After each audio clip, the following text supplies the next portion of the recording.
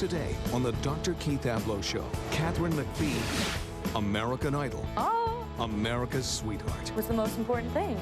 To look perfect. But at the peak of a nationwide Mech fever, Katharine McPhee had a secret. At 17, I have like this huge demon that's coming out of my life. Then this little girl grows up thinking that being beautiful is the only thing that's important. Obviously, I'm gonna go have an eating disorder. She shared her secret with her sister. I was in shock and kind of denial. I thought there's no way that my sister could have this. Today, they both relive those painful days. Once you try it once, you're hooked. It's like a drug. And I just was in tears, like completely in tears. How they together triumphed and overcame a potentially deadly disease. I felt so connected with Katharine for a first time in a long time. Oh, feels very free. When people do what you've done, which is to share your pain and the truth about your life, you change lives.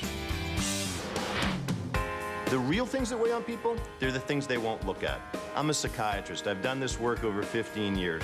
I'm fully committed to holding people's hands while we explore their pasts. Nobody has a perfect life. I don't have a perfect life, but there are things you can do to make your life better.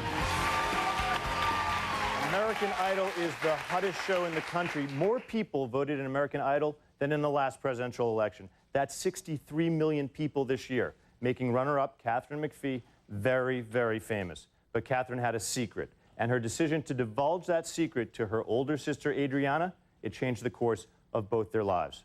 Today, I'm very glad to welcome to the show Katharine McPhee and her sister, Adriana.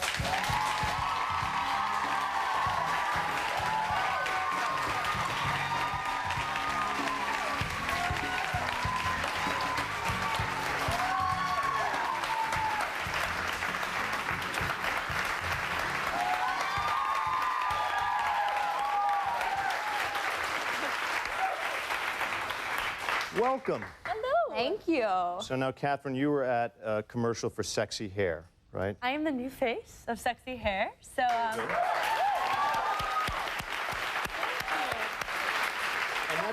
that's one of the things that's changed in your life. The amount of applause you get in a room, the fact that more people voted in this selection process than voted in the presidential election. No. A huge change in your life within 6 months, right? Right. Yeah. What is that like? Oh, feels very free, you know, that feeling like that birds must have when they fly, you know.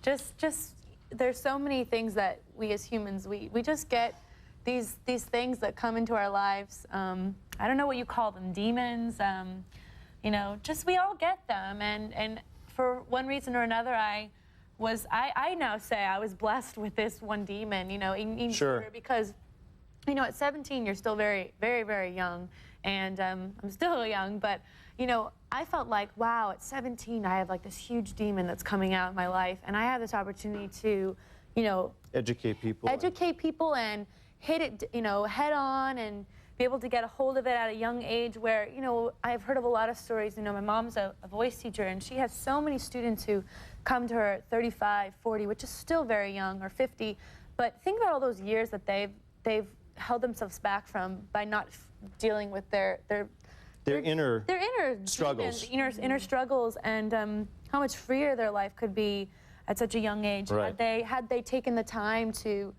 really look at those things. And that's what we're about. Now, I know that these things never start. You're with a friend, by the way, because I know that these psychological issues are never born in a day or a week or even a month. Right. And Adriana, you were nice enough to bring with you home videos, exclusive home videos that we have of you guys as children. Yes. So let's take a look. When my little sister Katharine was born, we became instant companions. We'd play together, sing together. I even organized her birthday parties. Enjoy the show. Hello, everybody.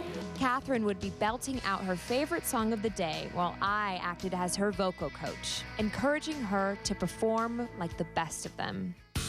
Mom and Dad always supported us to follow our artistic dreams. Mom was a cabaret singer, Dad a producer. This is a typical Sunday morning in the McPhee household while my sister and I were growing up, dancing together in our music room. Where did my mom get all of this stuff from? Although Katharine is living in a whirlwind, she's still my kid's sister, and today our bond is stronger than ever. Amazing stuff. That's great. So you guys were performing from the earliest years of your life. Yes, Yeah. from the very beginning. And I pretty much like got in dance class because Adriana was in dance class, and everything Adriana was doing I wanted to do, and she wanted to be on Broadway. Well, I wanted to be a pop singer. Now, how big a part of your life was that? As sisters, how big a part was the art in your life? It was everything. It was everything. It is everything still. Yeah, it is everything. Right. Absolutely. I mean, like literally, we went to dance class. She was in a higher level of dance class. I was very jealous about that. No. Did you compete? I mean, did you have a sense of each other in life and sort of where you were? We never really competed, and that was the beautiful thing about us. I don't know if it was that my mother taught us to always kind of love and protect each other. I mean, we could be vicious to each other inside the home, but I mean, I have two kids. You allow us to walk. You allow us to walk out that door, and we had each other's back, you know. And don't anybody mess with us when we were outside, you know. But inside, we were like.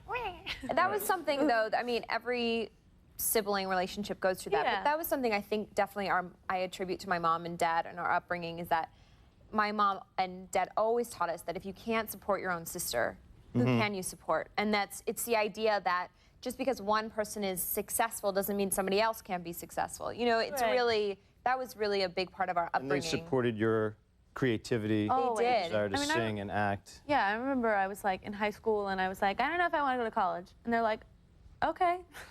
Like, I mean, that's not a normal reaction for most parents, just because I knew exactly what I wanted to do. And, you know, I'm sure there were times, months, years, where my parents were like, okay. I mean, I went to college, I ended up going. Sure. But, where they're like, she's not getting a break and all this stuff. And so, but from the earliest years, the two of you, because you decided, out of having gifts partly and having supportive parents, to be involved in competitive things. Right. Was it stressful? I mean, did you live with a certain amount of low-level stress your whole life because of that? I've always been very, like, high. I've always managed to always make myself stressed out about something. So that's something I still haven't gotten a handle of, but. I think both of us are very success-driven people. Yeah. I mean, that is something that I think, you know, living in this world, we're very driven to be successful. But at the same time, I think touching on what Katharine said is that our parents encouraged us that success can come from your own definition of what it should be for you. It wasn't, you know, you have to be a doctor, you have to be a lawyer, you have to be this in order to be successful. And of course, your mother had been in this profession herself. Right. As a cabaret singer. Yeah. So she knew a little bit about it. Yes. So you can get advice from her. Right. Right. But also she knows a lot about it. Right. So you have a constant voice there. I picked the word intentionally to kind of give you guidance, but at the same time, there's that kind of maybe parental pressure because she knows your art. Yeah, definitely. I mean, there was never like. I mean, I think that I was able to, at a point, really know myself as an artist, to know well enough that that wasn't my best performance. Yeah, you know, and I didn't need anybody to be like, no, I bet you did. Katharine, you didn't hit that note. Like, trust me, I know. You know, so it's just, but we didn't ever have that kind of pressure thing. I mean, but there were times where I think our parents encouraged us to work hard and to never give up. You know, and I always remember my dad saying to me, if I'd be sitting and watching television and saying, oh, well, I don't think she's a good actress, and, you know, and blah, blah, blah. And he says, well, she's doing it. Well, she's doing it. It's a great lesson. And that was a real important lesson for me to learn at a young age. When we come back, American Idol gave Katharine McPhee her big break, but it was her family's love that helped her rise to the top. We'll be right back.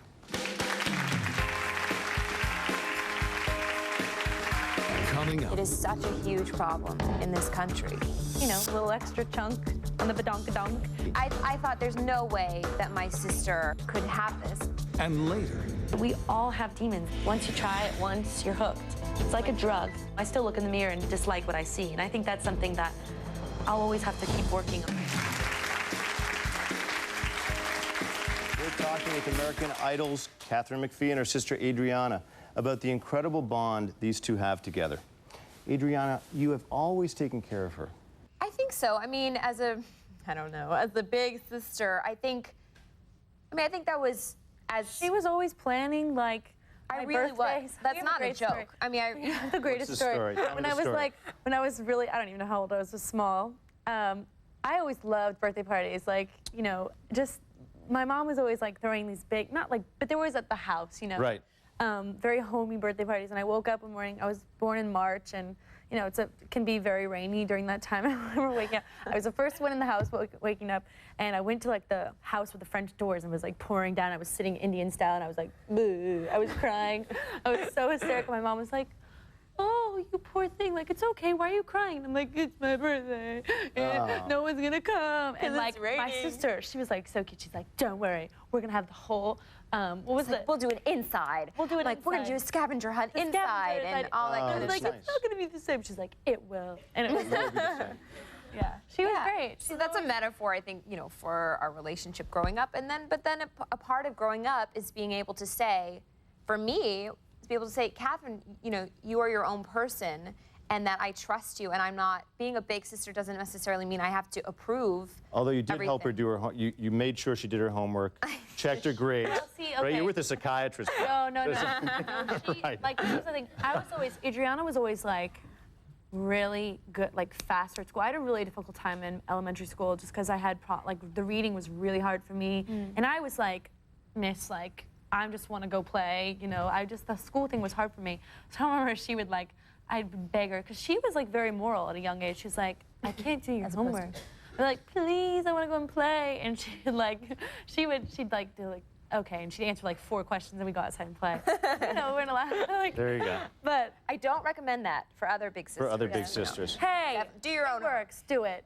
So tell me, as two beautiful young women Oh, thanks. now, but even when you were kids, you were adorable. Thanks. And you were both pursuing competitive skills, right? The arts, which is so competitive.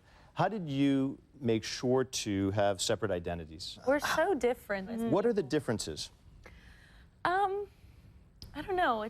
I'm a theater geek. She's a I'm theater really person. I'm definitely a theater. She went to school for musical theater, so did I, but I was kind of like, it wasn't like what I really wanted to do. What I really wanted to do was, you know. And I think the big thing is I never wanted to be a pop star. That was something that a lot of people say to me throughout the whole American Idol thing. They say, "Oh, were you jealous, or were Brandon you?" Jackson would come up to me all the time. and be Right, like, say, "Yo, dog, your sister's gotta go audition next year." Your sister's got to audition Right. next year, dog. And I was like, Brandy, she's still got to audition for American Idol.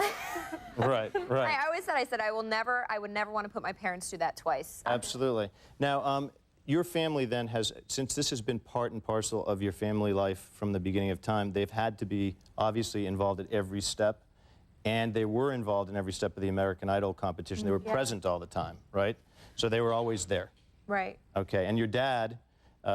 He's a bigger celebrity than Katharine is, basically. Well, he cried, right? Yeah. You guys, it was so funny. We went out to dinner one night, and this woman came up. Katharine, I love you, but I really love your dad. I was like, and so my dad was there, and I was like, go ahead. And that's not just a thing that my dad does when the camera is on. I mean, we're talking like every cabaret show, every musical theater performance. Katharine was doing Annie, Get Your Gun, and she sang this song like, da da da da da da da, like not a crying song. And my dad, oh, it's just so beautiful. And I'm like, Dad, cut it out, you know. But I mean, that's an amazing thing. And I think for my dad, people come up to him on a daily basis and say, you know, I wish I had a dad like you. I wish I had someone who was open enough to cry, you know, and that's an incredible thing. And my dad is not one to be in the spotlight. You know, he's in production, he does more behind the scenes, but I mean, I think that was important for us to go through, you know, to see our dad as like a sensitive person. And you all go through it together. Yeah. Right? I mean, to a certain extent. How do you... They go through it together. It was hard. No, I mean, it was hard. Yeah, it's so hard. I mean, I communicated with them, but I mean, there was a definite lack of, you know, me being there with them. I mean, we were so busy and so tired, and you really didn't have time to sit around and it changed for a time. You lost sort of your grasp on, you were the person she spoke with. Right. And then this happens, and there are lots of people around her, and you know, it's a changed relationship that you had to rebuild in certain ways. Definitely. I mean, for me, it was sort of an identity struggle because I felt like all of a sudden she was kind of belonging to the world as opposed to belonging to just our family. And that is something that you just go through, and it's a natural transition, but it was hard. You know, it was hard to not be able to talk to her and not find, because it's an incredible thing that's happening for her. And yet at the same time, she literally does not have time to be calling home and saying, Right. and then I met Steven Spielberg, and then I did that, you know. It's a big change. Yeah. I mean, I can tell you the way your stories are intertwined to such an extent that when an event as big as this enters the picture, it's got to change things. Yeah. And the fact that you've been able to handle it with grace is an amazing story because you love each other. We do. We do. Next, Katharine performed beautifully on American Idol, but inside she was keeping a painful secret. Stay with us. I Next, just didn't feel worthy or deserving. I felt like I was never enough. This little girl grows up thinking that being beautiful is the only thing that's important. Obviously, I'm gonna go have an eating disorder. and later, You went into treatment. It was scary. I remember my first day in program. It was so scary. It was horrible. And I just was in tears, like completely in tears. We're back talking openly and honestly with American Idol's Katharine McPhee and her big sister, Adriana. During your developmental years, right, you're honing your skills as a singer and you're growing up. And as we alluded to, your mother was a voice teacher Right. and a singer Right. and performer. So it had to be challenging to, I'm saying it, I don't want to say it for you. It feels as though it would be challenging to maintain your identity in the face of having a gift so much like your mother's when she's so prepared to be helpful. Yes or no? You know, I think that there was definitely a point where my mom and I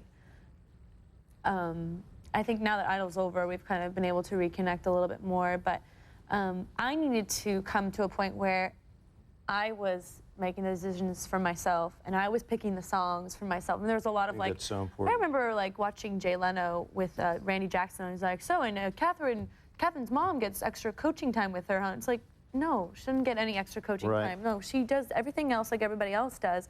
I mean, and it does become like, you know, the mother is responsible for you know, Yeah. but I mean, it's not like she trained me every day and she was my, you know, coach every day. It was like she really allowed me to kind of develop on my own. And then you created a little extra space, because I mean, Yeah. even one of the judges, right, Simon Cowell, mentioned during the competition, listen, it seems like you're doing this for her.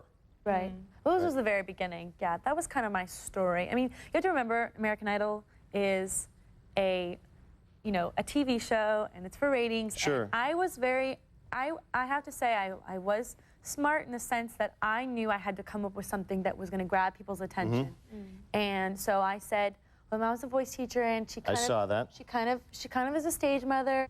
But it worked, you know, it created a story, but you also have to remember, like, when you come out with something like the bulimia story, Sure. you always have the backlash of what the effects are going to be, and those are choices you make, and you just deal with it as it comes, so. Sure, and when you did come out with that story, the people you went to were your mom, My mom, your sister. my mom, yeah, my sister. Because you have a tight-knit family and you had relied on your mother, your dad, your sister for support, obviously they had given you enough encouragement that after a very long time you said, I'm going to tell the truth to these people. Right.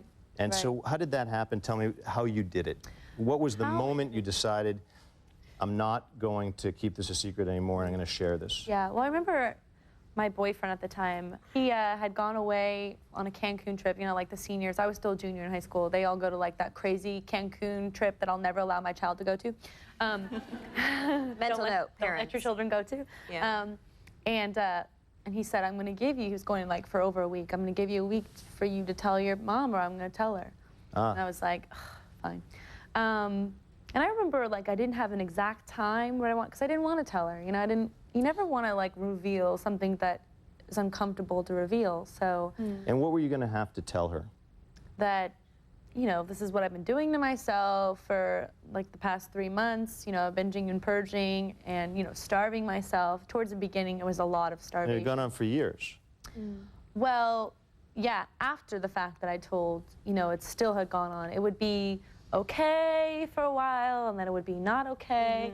I mean, you remember. I remember. Yeah, what was it like hearing that from your sister? She remembers when they would all know when it was going on. You know? I remember I was in shock and kind of denial because So you hear this and you're like, this can't be. I thought there's no way that my sister could have this, because we had talked about, you know, you go to the grocery store, you see tabloid I could magazines, never be like that. and never be like that. And can you believe so-and-so's anorexic and blah, blah, blah. And this is the problem, and this is the stigma about this eating disorder, is that nobody thinks it can happen to themselves or to somebody else, you know. And so when I first heard, and I did feel very helpless, because I felt like, what am I supposed to do? Because it was such a And she had relied on touchy you. subject, right? I mean, you'd relied on her, and living in such close proximity. I mean, living in a story like yours, where you Right. share so much. Well, yeah, but I think, You'd almost think you'd know everything about her, but of course. but also I think like an eating disorder like that,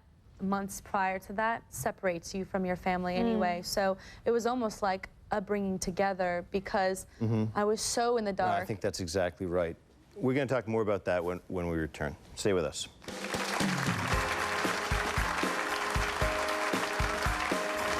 Coming up, This little girl grows up thinking that being beautiful is the only thing that's important. Obviously, I'm gonna go have an eating disorder. When people do what you've done, which is to share your pain, you change lives. Here's to your new life. While Katharine was winning week after week on American Idol, she was also winning a life-changing personal battle. After you gave an interview to People magazine about your bulimia, you then lost your voice. Yeah. And you're talking about this story for the first time. We actually have a tape that you guys made Oh, yeah. about you could hear bulimia. a little bit of my voice. So we should take a look at it. Revealing personal struggles while you're in the public eye can be difficult. My sister Katharine sat down with me to share her thoughts about her bulimia and self-image. I still look in the mirror and dislike what I see, and I think that's something that I'll always have to keep working on. That's the thing that goes the last when you're overcoming an eating disorder. Did you feel nervous knowing that mom and dad are gonna have to deal with this, with the whole world knowing about their baby girl? You worry that they're gonna think it's a reflection on them, that they were bad parents, and they were wonderful parents. I mean, I had a wonderful childhood, as you know, but we all have demons. Especially with bulimia, there's an idea in our social conscious that it's like really okay to do that every once in a while. Everybody does that just to lose some weight. Everyone does that. It's like girls do it all the time. Well, it's not. It's not okay. It's not okay. Once you try it once, you're hooked. It's like a drug. There are still times when I still have eating disorder thoughts, but at least the behaviors for me have gone away. The first 2 weeks that I was in this program, remember, because my body was so shocked that I was feeding myself again, my body just stopped. If we just would allow ourselves to have what we wanted, we wouldn't be so overweight. We wouldn't be so, have all these girls with eating disorders, people who are dying. What advice do you have to a parent who's out there, to a sister who's out there, who's seeing their loved one struggle with this? I think for me, the most important thing was for people to realize, regardless of whether you have an eating disorder or you're an alcoholic or you have drug addiction, to never give up.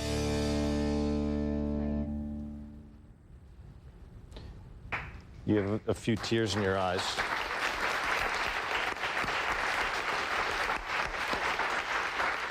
You got teary-eyed. Yeah. What are you thinking? It's powerful to watch, that. I see some sad faces in the front row. Well, they're with you. They're with you in what you went through. Yeah. And what were you feeling when you watched the tape? Just, just the way you guys shoot it brings you back to like those thoughts and those days, when you just were struggling, and this is like how nothing else is more important than not eating or eating. It's like bulimia and anorexia is very similar, in the sense that it's controlling and And it's a drug. It is I mean, a drug. It keeps you from your demons, as you said, for a time. Yeah, it does. It does. It is such a huge problem in this country.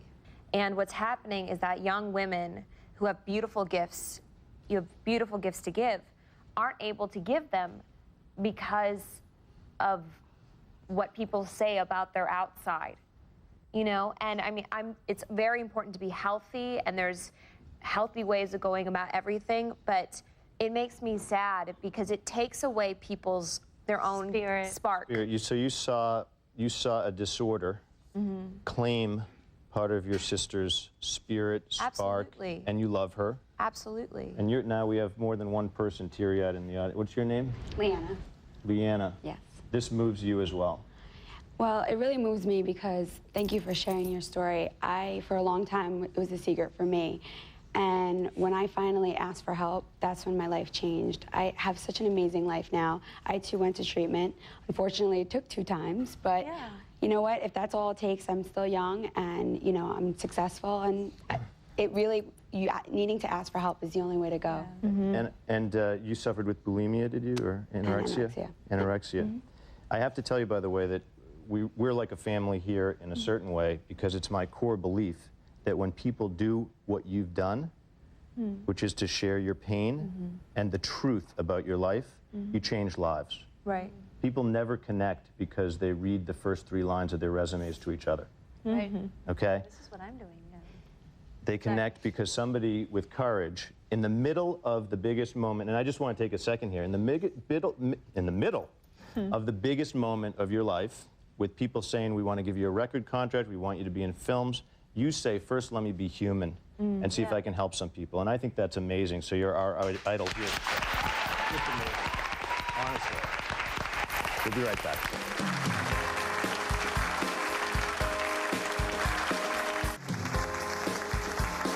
We're back with American Idol Katharine McPhee, who's sharing with us some of the very personal decisions that she had to make this year.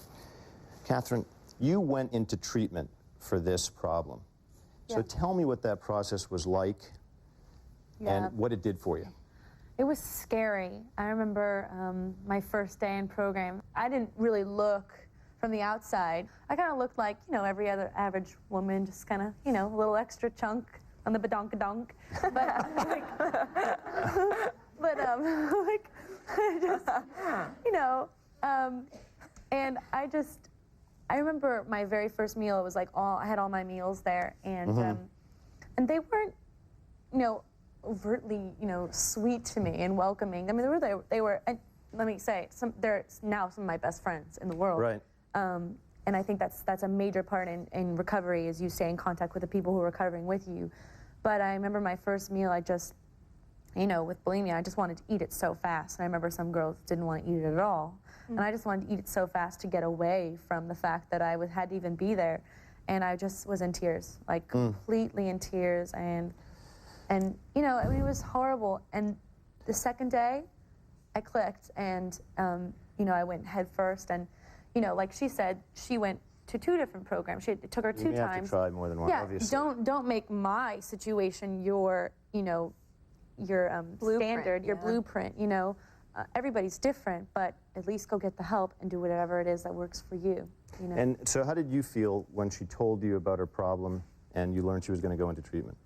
I was actually a bit. I wanted her to go into treatment, but I was even going through the. Well, does she really have to do it like for the 6 days a week? And oh my God, I mean, is there any other way? And because it was so. This was 5 years after the fact that I'd already explained to them. And I thought, and because I always thought, okay, well, okay, it's up, it's down, it's up, it's down, and I mean, I think that's something I addressed in that first interview on tape was that everybody does it once in a while. You know what I mean? Everyone starves themselves to whatever, women especially, and this doesn't just affect women. Exactly. It doesn't. It affects men as well. But. You know, after I went to a couple, there's the family night, you know, at the place, and I felt so connected with Katharine, you know, for a first time in a long time. Yeah, and your family obviously had to participate in the treatment, and you allude to, of course, that you had demons that you needed to confront. And I know, since I'm a psychiatrist, I know a little bit about treatment of eating disorders. So I imagine that you learned things about your relationships within the family Yeah. that might be, you know, feeding intentional word choice this problem for you. Right. Now, by the way, I know you're courageous because otherwise I wouldn't go there. But did you learn for you what were the dynamics that were feeding your addiction? Yeah, I mean, I think, I mean, I won't go into detail, you know, because it's... Until our second show. Until part 2. Yeah. Because, you know, it's personal. It's, you know, you always have to be careful the fine line of divulging other people's personal business issues. But, you know, I think definitely there were, you know, growing up, I was always really fearful of my father, and, you know, just he was like the mean, scary producer, because my dad's a TV producer, you know, or he's more in like industrial stuff now. But, you know, there was a sense of fear, and now look at him. He's like the sweetest thing ever. He's just like, you know, but it took years and years and years to overcome that. And like, you know, and a lot of the stuff growing up as a kid, really having a difficult time in school, what do you call it? Self-critical, low self-esteem. Low self-esteem was huge for me because I was always the pretty little girl who was stupid, you know, and that was really difficult on me. I remember every morning driving to school, and my dad would take us to school, and nobody knew, but I was terrified just to be at school. I couldn't wait till recess. I was terrified the teacher was going to call on me to read out loud, you know.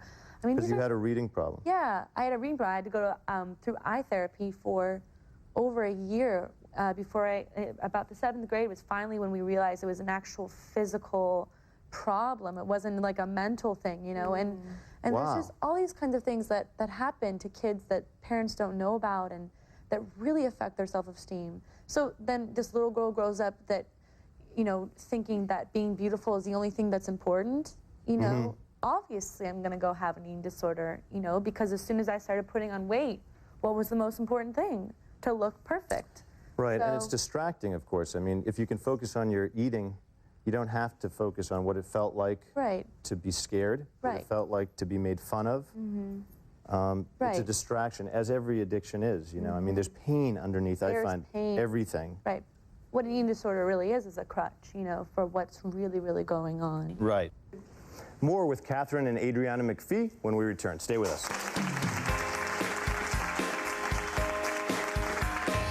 If you would like to attend a pre-taping of the Dr. Keith Ablow Show in New York, please call 212-664-3056. We're back with American Idol Katharine McPhee and her sister, Adriana. You're now in the process of putting together this musical career that's going gangbusters.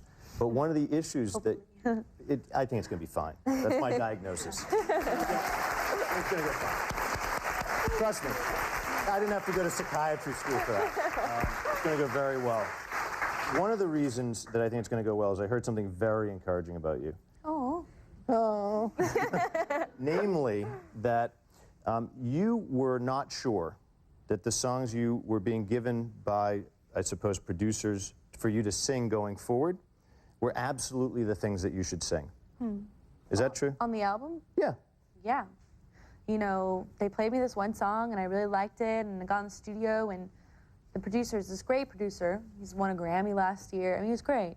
But, you know, it's having me sing it just like the girl in the demo girl, and it comes out, and it sounds like any other demo girl. Demo girl. Yeah, and it's just like, it's things like that that I have to be so careful about because this is my debut album. This is a huge deal. You know, I have to make sure that it's going to be, it's going to be me.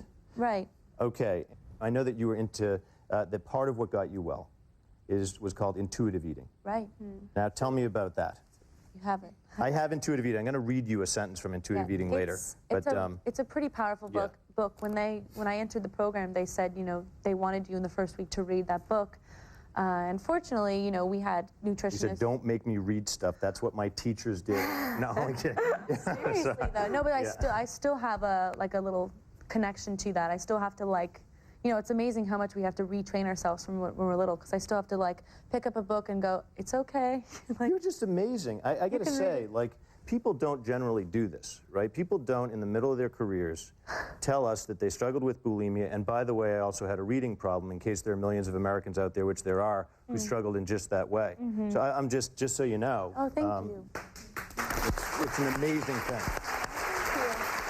I mean, I know your singing career is going to go well, but what you're doing with your life, miraculous. Did the Idol contestants and judges know? No, I mean, definitely not the judges. I mean, maybe they did. The only people who really knew, they do this whole screening thing before you actually are accepted into the top 24, and, you know, you tell like a small amount of people just to screen you. And I remember talking to the producer, and he was like, towards the end of the Idol thing, he was like, you know that the head of those people were actually debating on whether or not they were going to put you in the top 24 because you had, you were recovering from an eating disorder. It's just interesting the stigma that people have, that the lack of education. So tell me about this technique you learned, intuitive eating. Sorry, yeah, but we could talk all day, so we better get back to intuitive eating. Yeah, right. So how does it work? The core of intuitive eating that you learned was what? Basically, you allow yourself, we all have, like, with an eating disorder, even if you don't have an eating disorder, you'll have, like, a food that, you know, I hear people say all the time, no, you should not have that chocolate cake right now. You better not have that cookie right now. You know, it's like, no, I can't eat that. That's not good for me. I'll gain. It's like, I took the foods that I was so scared of, and I ate, like, the little mini Snickers. Like, I remember they'd give them to me for my meals. Like, we had 3 meals a day, and at every meal and snack I'd have on top of the actual meal, I had like 2 little mini Snickers. And if, you know, just to not be afraid of it. Not be afraid of it, and it loses that, like, the stigma, that thing that, but it's a bad. Do that again. Oh. I love that.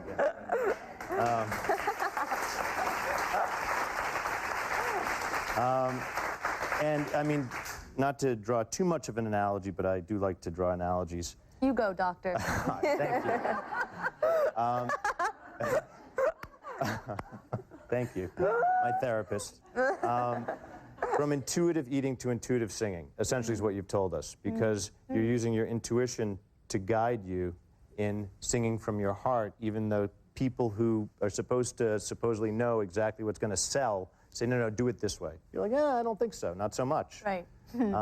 And I think that that promises us, me too, because I'll be watching, that we're going to get a special gift because you've filtered out some of the outside influences coming from your heart, which I think is tremendous. Now, there is a sentence in intuitive eating that I'll read to you. We must also strongly say that someone who is seeking help for an eating disorder must be dealing with emotional issues that may have been a precursor to the development of the disorder, as well as a factor in its maintenance. So, in terms of that theme in the story, can you tell us what was the heart of that emotional issue for you? What did you learn when you confronted the eating disorder about yourself? Probably that I just didn't feel worthy or deserving of, you know, love and acknowledgement. And, you know, I still have those feelings, but I don't have an eating disorder to cover up those feelings. I deal with those feelings and I go, okay, let's sit with the feelings, you know? What does that feel like? Even just like, just people who say mean things about me, you know, in the press and the media. It's painful, it's horribly painful. But you just have to remember that they're hurting too. And the conjecture, where were you recently? You know, you weren't on tour, all these theories. That was horribly painful for me. I mean, like, you know, during Idol, I didn't really pay attention to any of the stuff that was written about me, and because I was sick and I was out for 3 weeks, I had so much time and missed the tour. Unfortunately, I was on the internet and, you know, came across things that just people say are so mean and. Like what? Oh, like, unbelievable, she's missing the tour. How could she do that? She's missing the whole tour. She's off shooting a movie. And that you might not want to be on the tour. I mean, that she thinks she's better than American Idol. And it's amazing. It's like, I don't even know that person. They're probably thousands of miles away or, and I don't know, maybe it gives them great joy for them to hear that I got the message. And you know what, if it does, then okay. Yeah. But, no, what gives us great joy, actually, is you sharing your truth with us, because it reassures me, and I think it would reassure anyone, that everyone confronts certain demons, and that when you face them, you grow. You don't do anything but help others and help yourself. So thank you for helping us. We'll be right back.